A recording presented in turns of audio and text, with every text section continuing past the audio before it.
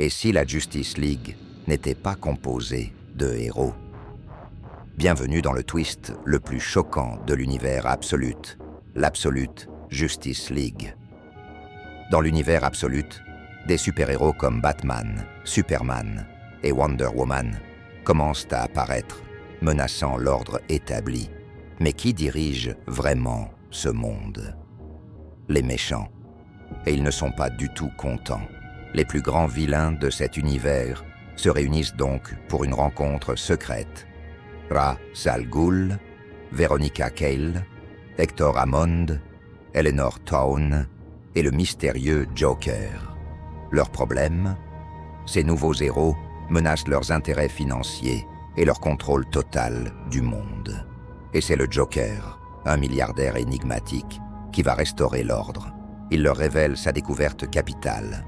L'univers entier est imprégné d'Omega Energy, l'énergie de Darkseid qui a créé cet univers. Le Joker leur explique que le cosmos a été construit pour que EUX gagne, pas les héros. C'est inscrit dans le tissu même de la réalité. Les riches deviennent plus riches, les puissants restent puissants. C'est l'ordre naturel des choses. Il déclare alors que ceux qui s'opposent à cet ordre, les soi-disant héros, sont en fait ceux qui perturbent la véritable justice.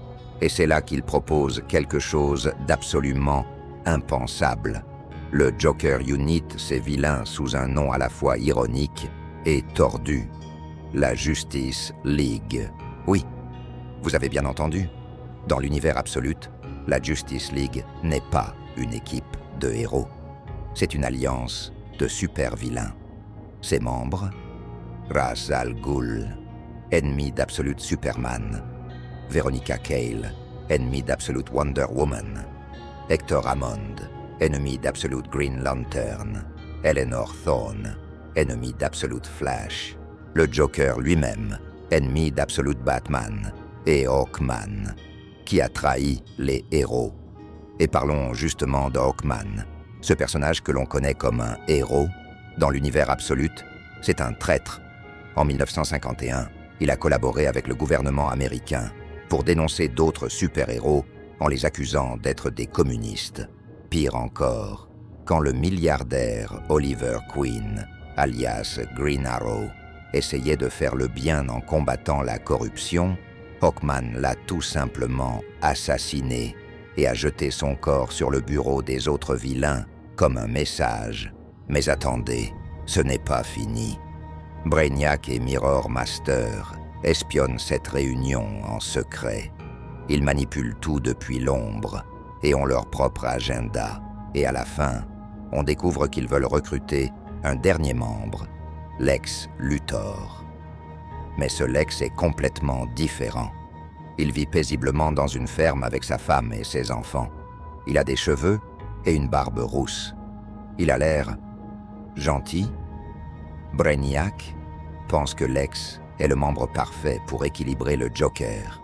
Mais pourquoi? Qu'est-ce que ce Lex a fait pour surmonter son ancienne jalousie? Le mystère reste entier.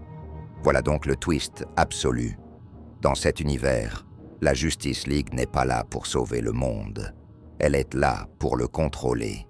Les vilains sont les héros de leur propre histoire.